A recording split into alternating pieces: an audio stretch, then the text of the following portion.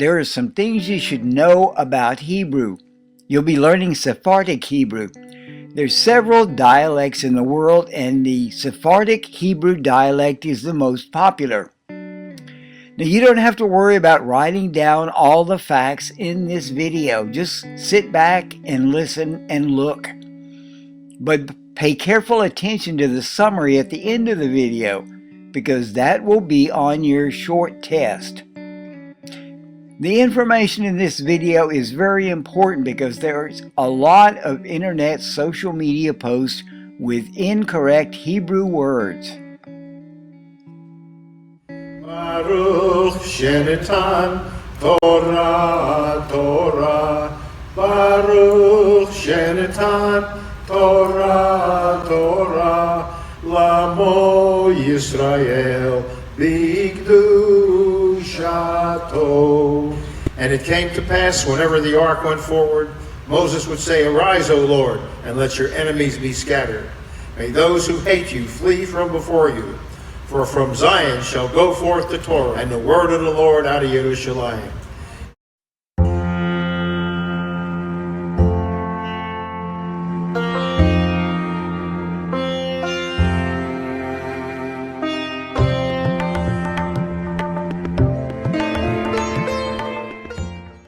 I'm always blessed when I get to read the Torah in Hebrew because it's the language the Bible was written in.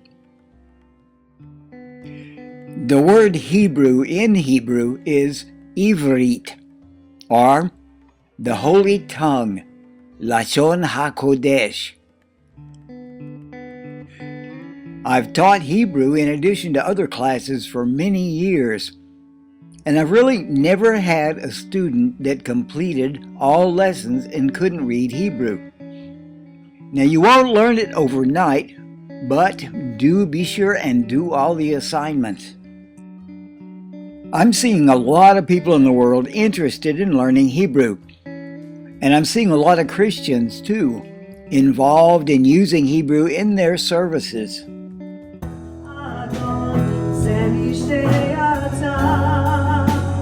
That is who you are. That is who you are. That is who you are. That is who you are. In this lesson, I'll introduce myself, give you a look at the history of Hebrew and the different dialects, and I'll explain the format of the class, show you my textbook, and as I said, there will be a short test. I'll have a segment where I'll tell you exactly what's going to be on the test.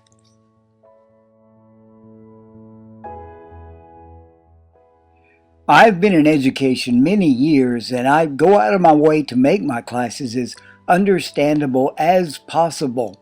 I won't tell you extraneous material that you really don't need to know. And I do a lot of repetition in my class. If you don't get it the first time, you will the second or third time.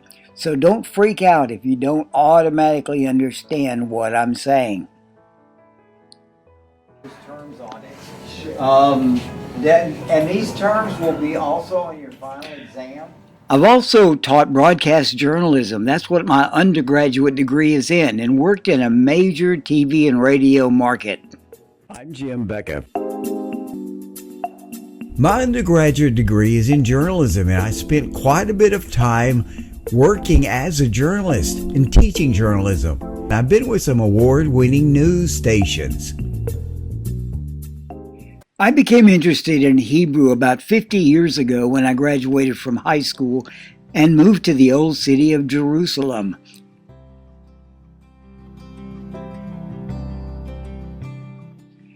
I led worship in a Messianic Jewish congregation on Prophet Street.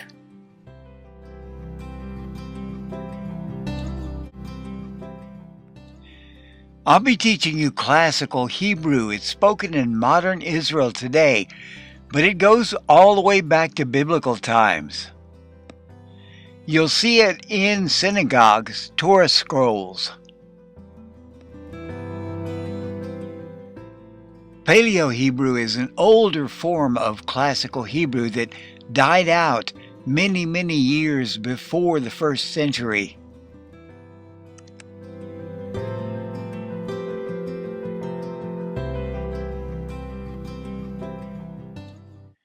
Hebrew was the language of worship in the first century,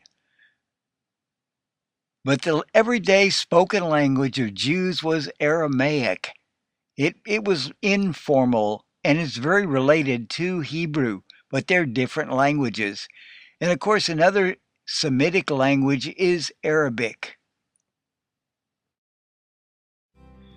Classical Hebrew had come into extensive use in the first century. The Dead Sea Scrolls were written in Classical Hebrew. It was the language of worship at the time of Jesus, Yeshua.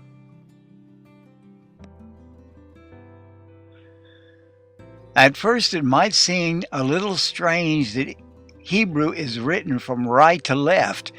Now, that's the opposite of English. But after a while, it takes only a short while to get used to reading it that way. And in Classical Hebrew, you'll see that there are no upper and lower case letters.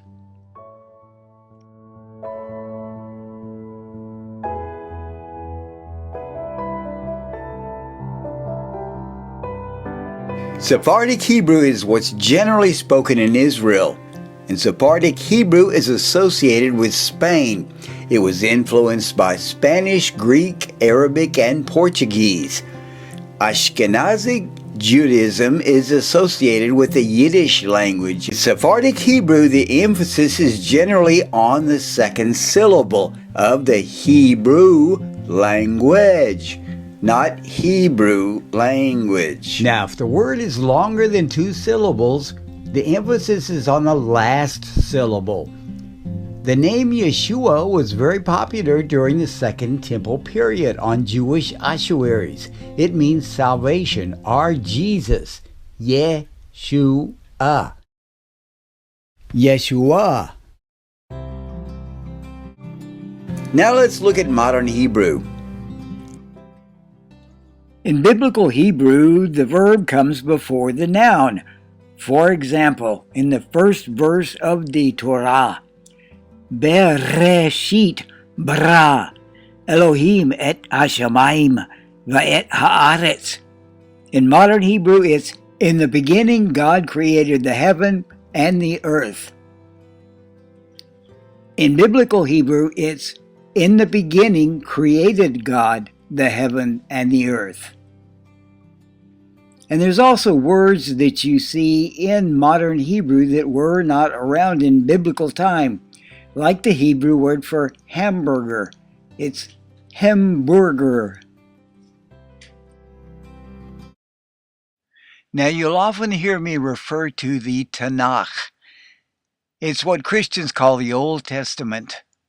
Now, what's the difference between the Old Testament and the Tanakh? There's really not a lot. It's just mainly like the order of the books. And some of the numbering is different in the Tanakh and Old Testament, but the content is basically the same. And you'll hear me refer to the New Testament as the Brit Hadashah.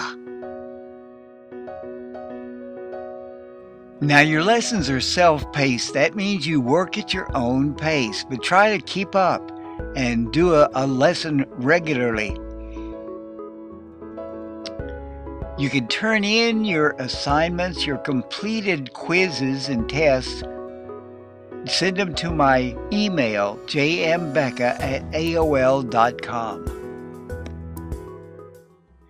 Now, when you take the quiz, these are the things you'll need to know. Hebrew is a Semitic language. It's the language of worship. Aramaic was the spoken language. You're learning Sephardic Hebrew. The emphasis is on the last syllable. The Tanakh is another name for the Old Testament. Now, the order of the books and the verse numbers are different, but basically they're the same.